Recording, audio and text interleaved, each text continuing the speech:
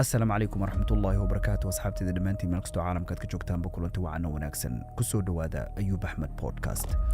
مانتا موضوعنا وحن كاقهد لدونا سيدا عسريغان أينو جوغنا ورقا ضعيف وقدقو إن بدنو كمدنا أيسانو براروكسانين haddii si bulsho ahaaneed iyo si cilmi nafsiyadeedba loo eego waxaa jira 3 arrimood oo waaweyn kuwaasoo bulshada casrigan jirta ay ninka ragga kula dhaqmaan oo daciifiya si tartiib ahna u burburiya noloshiisa maalin kasta nasiib darradu waxay tahay 90% laakiin kuma baraarugsana midda koobaad waxay tahay in nolosha fudayd looga dhigo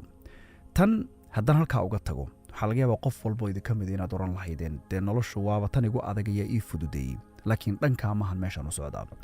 in dhanka maskaxeed laga weeraro noloshana lagaaga dhigo wax sahlan oo fudud tan waxaa ka dhalata laba dhibaato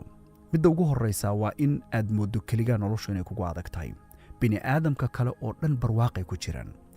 adoo wada iska lugaynaya haddii nin baabuur qurux badan wataa uu ku soo agmaro markaba maxaad sawiran sawirka ku hor yimaada muxuu noqdaa inta badan ninkaas noloshu waa u wacan tahay waxaanad moodaa in wax walbaba ay fudayd ugu yimaadeen baabuurka uu wato ganacsiga uu leeyahay guriga quruxda badan noloshiisa uu haysto waxaad moodaa si fudud oo sahlan inay ugu timid adiguna fahantaada marka dib isugu yara laabo waxaad isweydiisaa fikirkaasu xaggee ka yimid lamaad dhalan wuxuu kaaga yimid bulshada aad ku dhex nooshahay waliba bulshadu way ku kala sokaysaa qofba qofka uu kaaga dhow yahay dadka aad guriga kula nooshahay dadka aad saaxiibada aadka isugu dhow tihiin waxyaabo fara badan oo noloshaada ka mid ah la socdaan marka adigu aad noloshaada damacdo isbedel weyn inaad samayso wax inaad isku daydo meel uu nolosha ka mid ah inaad tijaabiso isku day fadlan naftaada ihsaan inaad u samayso doon qofna u sheegin haddaad bini aadamka u sheegto dhibaatooyinka ka dhashay aad bay u fara badan yihiin qaarkood waxaa dhici karta inay ku ilaystaan qaarkood waxaa laga yaabaa xaasidnimadu heerka ay la gaartay in ay tashwiish kaa geliyaan waxa oo badi waxaa laga yaabaa hebel iyo heblaayo oo professor oo jaamacadda ka baxay oo dalka dibadiisa ka yimid oo sidana baa gaari kari waay adigu xageed ka keentay uma muuqato qof walbaana marka uu hadlayo weligaa ha u arkin in xaqiiqo run oo jirto noloshaada uu ka hadlayo qof walbaaba inta tabartiisa u muuqata waxa isagu uusan awoodi karin ayuu ka hadlayaa marka aad waliba aad u da'yar tahay khibradahaaga noloshuna ay iska kooban yihiin inta aad waaye aragnimo qabtaana ay gaaban tahay kuwa dadka kuugu sokeeya way sahlan tahay inaad rumayso waliba dadka kaa waaweyn kuwa intaa ka baxsan waxaa laga yaabaa xoogaa digtooni inaad yara qabto oo tiraado qofkan waxa uu sheegaya bal yara baarbaar laakiin qofkan kalsoonida aad ku qabtaa way ka xoog badan tahay tan dadka kale aad ku qabto taasaana 100% waxay keentaa in dad fara badan riyada ay leeyihiin iyo himada ku jirta inay ku dhex dhimato oo qofkii tallaabadii isagoo u jeeda oo qaadi kara inuu uga leexdo qofka kale ee noloshiisa xasdayay uusan dareensanayn waxa uu yiri mid labaad ee iyaduna taa raacsan waxay tahay in kalsoonidii naftaadu ay dilanto oo kalsooni darooyinku way sii kala daran yihiin heer inaad gaarto aad ilowdo in ilaahay adduunkan uu maamulo irsaaqada uu bixiyo waxa adiga laga doonayaana ay tahay dadaal kaliya mid labaad waxay tahay ragga noloshooda burburisa dopamine badan dopaminku haddaan Soomaaliyeeyo waa raaxa maskaxeed joogta ah in mar walbaba maskaxdaadu ay raaxa ku jirto ama darooga ha noqoto ama aflaantan galmada ha noqoto ama social media ha noqoto ama madadaala aan dhammaad lahayn ha noqoto ama geemamkan la ciyaaree kala duwan waxay doonaanba ha noqdeen mid online lagu ciyaaro mid si toos ah guri aad ugu ciyaarto filin aad daawato in maskaxdaada raaxa joogta ah la geliyo waana mabda'a maanta adduunyadu ay ku socoto oo bulsho haddii la rabo in la baabi'iyo dhanka madadaalada loo jeediyaa waxaa laga yaabaa adiguna fahantaada hadda inaad tiraado shaqo ma hayo waxbarashadii waan dhameeyey dee maxaan kaloo qabtaa 100 waxyaabood oo kaloo la qabtaa jira waa laga yaabaa in hab u fakarkaaga aadan in badan tixgelin siinin laakiin habka aad u fakarayso mindsetkaaga u baahan inaad bedesho meesha aad wax ka eegayso iyo dhanka aad wax ka fiirinayso 90% waxay u badan tahay noloshu inaysan halkaa ku urursanayn noloshu intaa way ka ballaaran tahay sida aad naftaada isu aragtana ma ahan hadba qofku naftiisa siduu u arko ba xaqiiqo ahaan in badan oo ka mid ah noloshiisa ka muuqata oo waxyaabo badan oo hadda natiijooyinka aad arkayso noloshaada haddaad si fiican u eegto waa habu fakarkaaga qofkuna marka uu rabo inuu wax qabto meesha ugu horeysa ee wax walbaaba ay ka bilowdaan waa maskaxda maskaxdan marka fikraddu ay ku soo dhacdo cabbaar bay weelaysaa, way ka fakartaa, way celcelisaa, kadibna farriin bay waxay u dirtaa jirka meesha waafaqsanee farriintaa iska leh. markaa weeye qofku marka uu dhaqaaqo. haddaad baahan tahay, haddaad rabto inaad wax qorto, haddaad rabto jiim inaad aaddo, haddaad rabto qof inaad wacdo, haddaad rabto inaad biyo cabto, haddaad rabto inaad wax daawato, dhammaan waxyaabaha qofka bini'aadamkaa ka dhaca ee maalinlaha ah ee uu sameeyo, fikraddoodu meesha ay ku soo dhacdaa waa maskaxda. maskaxdani marka haddii marka horeba fikradda ku soo dhacaysa ay tahay fikrad aad u liidata, fikrad aad daciif u ah, maxay kula tahay inay xubnahaaga u dirayso? xubnaha waxay u diraysaa farriin odhanaysa iska fadhiya, iska quusta, isa casila, waxba ma qaban karaysaan. waana tan aan rabo inaad muhiimadda dhan saarto. habka aad u fakaraysaan noloshaada saamayn buu ku leeyahay. waa laga yaabaa inay adiga kula yartay, laakiin haddaad si fiican ugu fiirsato waxaad heli in arrintani qur'aanka dhexdiisa aad ay uga dhex muuqato. ilaahay subxaana wa tacaalana uu diiradda in fara badan maskaxdeenna uu u jeedinayo. waxaad helaysaa meelaha allah subxaana wa tacaala uu leeyahay afalaa tacqiluun lacallakum tacqiluun liqawmin yacqiluun afalaa tatafakkaruun lacallakum tatafakkaruun liqawmin yatafakkaruun afalaa yatadabbaruun liqawmin yafqahuun lacallahum yafqahuun afalaa tadakkaruun lacallakum tadakkaruun lacallahum yatadakkaruun afalaa yanduruun liqawmin yaclamuun in kuntum taclamuun. marar fara badan bay qur'aanka ku soo dhex noqnoqotaa. isweydiin marka, maadaama kitaabkan allah subxaana wa tacaala uu inoo soo dejiyey uu yahay mid loogu talagalay maalin kasta qofka muslimka inuu noloshiisa hago oo hoggaanka u hayo, maxay tahay arrintan sababta loogu soo celceliyey? inaad fakarto mar walba. marka maskaxdaada dib ugu laabo, markaad is aragto inaad niyad jaban tahay, markaad is aragto inaad quusanayso, markaad aragto inaad naftaada isdhiibi rabtaba, waxaad dib ugu laabataa hab maskax oo fakarkaaga maxaa ka hadlaysan, taa hagaaji. midda saddexaad ee ugu dambaysaana waxay tahay caadooyin badanoo wakhtigan maanta aynu joogna jira, bulshadana aad uga dhex muuqda, kuwaasoo dhaqan ahaan ka soo horjeeda raganimadu waxa ay tahay. bulshadu in badanoo ka mida way dhaliilaan. tusaale ahaan waana dhowr waxyaabood baan tusaale idinka siin doonaaye. midda ugu horraysa waxay tahay dhanka hoggaanka. ninku markuu damco inuu xaaskiisa hoggaamiyo oo awlaaddiisa hoggaamiyo oo hoggaankii ilaahay uu u dhiibay sidii ay ahayd inuu u guto, maxaa loo fasiraa? waa gumayste, waa dullayste. haddii ninka xaaskiisu waxay doontaba aysan samayn karin, dee wuu gumaysanayaa.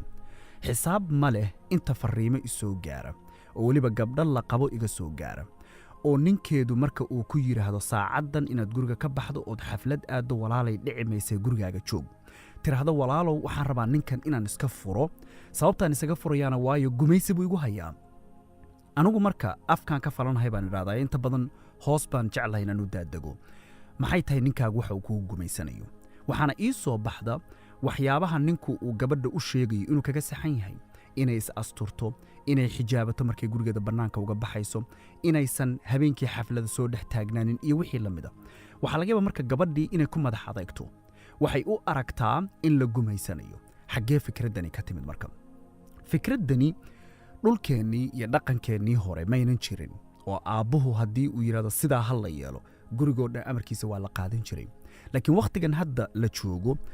in badanoo dadka ka mid yihi xornimadii waxay u fahmeen qalad. waxayna u fahmeen in xornimadu ay tahay inaad waxaad doontaba samayn karto.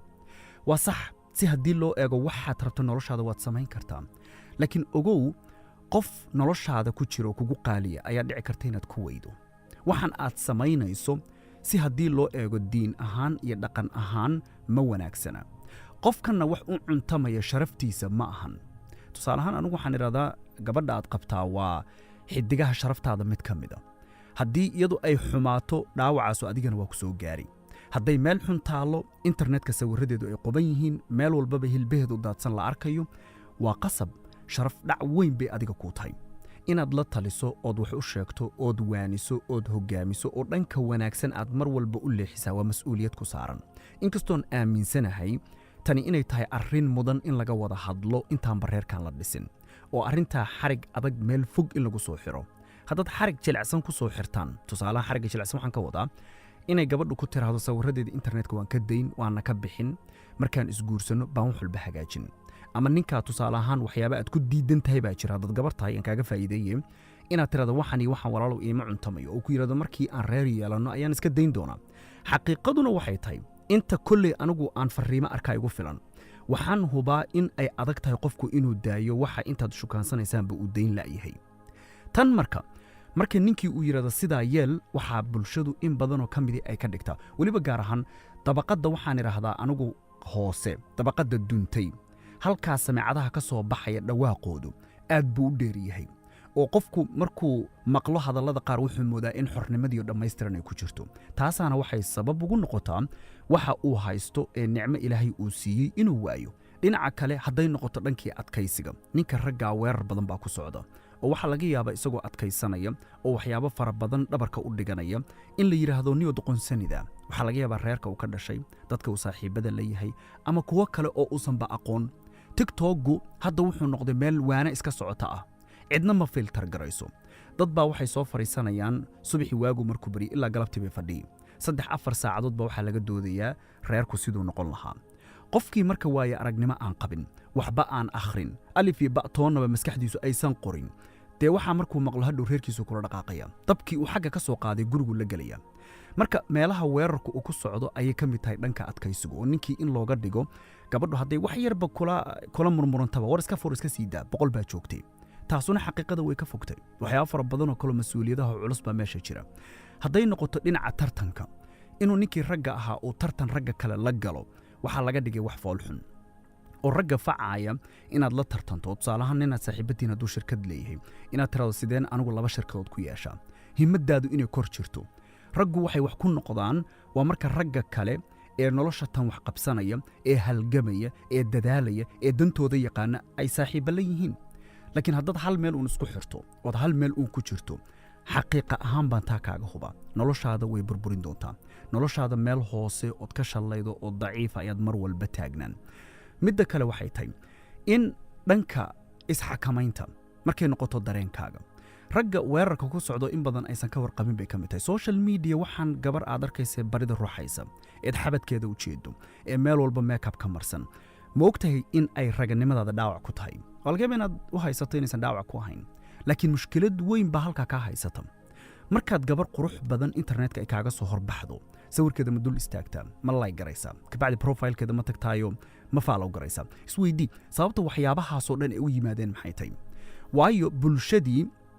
baa waxa ay tustay gabdhihii ama hadday noqotoba ragga laftigooda ilaan gabadha laftigeedu inay nin sawiradiisa iska dul istaagto maanta daawato diiniyan ma wanaagsana dembi unbaad ka qaadi dembi unbaad accountigaaga aakhira ka buuxsan faa'iida kuuguma jirto waa allah subxaana watacaala siduu ina faraya rag iyo dumarba indhihiina laabaa la yidhi ka gaabiya marka ninkii tani waxay sabab ugu noqotaa marka waxyaabaha kaloo dhanba laga soo tago dareenkiisan shahwadan ilaahay uu ku abuuray ee galmada la xiriira inuu xakamayn kari waayo xaalado fara badan inuu meel kula dhaco fog bay iska daayay inuu naftiisii isagu maalin walba isgubo kabacdi sabab ugu noqoto inuu filmo kale daawado waa waxyaabaha ragga aadka u jilciya ee aad daciifka uga dhiga ee qofku uu wax la joogtayn la'yahay ee go'aankiisa uu la fulin la'yahay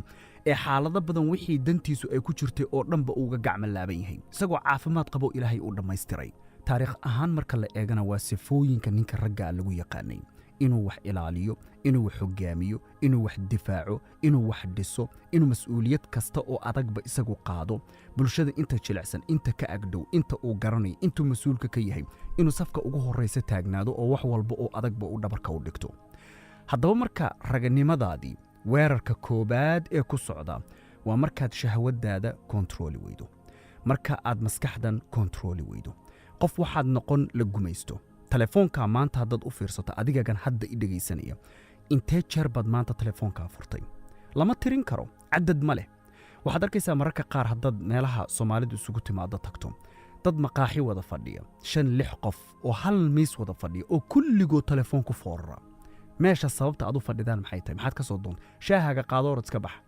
haddiiba marka waxyaabaha kale ee lumay bay ka mid tahay oo raggii inay xataa sheekaystaan dulqaad ma jiro wax yar markay dhowr kalmadood isdhaafsadaan waa isku xanaaqayaan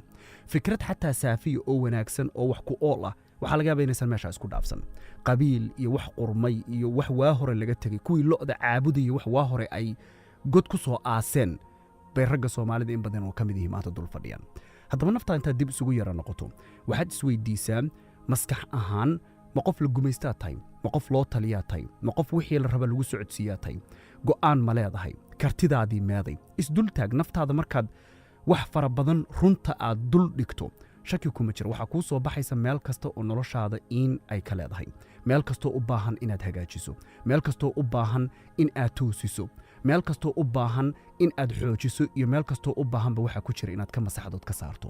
ragatinimadaada xaqiiqada ahina markaasi soo bixi haddii laakiin aad teleefoonkaaga ku foorarto oo aad 24 saac waxa internetka dhex daadsanaad daawanayso dee way kugu adkaan waxyaabo fara badanoo niyadda kaa jebinayaad ku arki waxyaabo fara badanoo dareenkaaga kicinayaa jira waxyaabo fara badanoo himadaada dilayaa jira social mediahu waa mindi laba af leh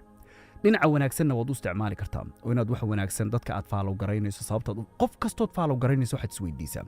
sababta aan qofkan u faalow garanaya maxay tahay hadday kuu soo baxo sababta aad u faalow garaynaysaa inay xun tahay ha faalow garayn ka tag qofka haddaad aragtaba qofku wax inaba noloshaada wax ku soo kordhinaya uusan haynin sabab aad u faalow garaysaa meesha maba taalba haddiiba qurux iyo qofku waxyaabaha uu sameeyey iyo noloshiisaa rabaa inaan daawado noloshaada dhisma kaaga baahan noloshaadu uma baahna wakhtigan ilaahay uu siiyey inay ku bixisa dadka kale noloshooda inay daawato ninbaa hadda ka hor geeriyooday tan baan kaga tegayaa mawduucan ilaahu naxariiste mustafa la oran jiray baan maalin waxaan ku iri waxaan rabaa inaan daawano barnaamijka National Geographic kaale ila daawo markaasuu wuxuu yiri walaalle xayawaan ma daawado marka naftaada inta dib isugu noqoto waxaad isweydiisaa ma bulshadu wax ay kugu shubtay oo himadaada hoos u dhigaya jira haddaad aragto qof social media dadka ku jiro faalow garayso ama waxyaabaha aad daawato kamid oo himadaada hoos u dhigaya ama raganimadii ilaahay uu ku siiyey sidii dhabta ahayd inaad u isticmaasho ka hortaagan meesha ka saar wax fara badan oo noloshaada kamid ayaana xaqiiqo ahaan isbedeli doona haddaba intaynu podcastgan midka ku xiga hadday nafteedu gaarteen oo dib ugu kulmeen waxaan idinkaga tegayaa wasalaamu calaykum waraxmatullaahi tacaala wabarakaatuh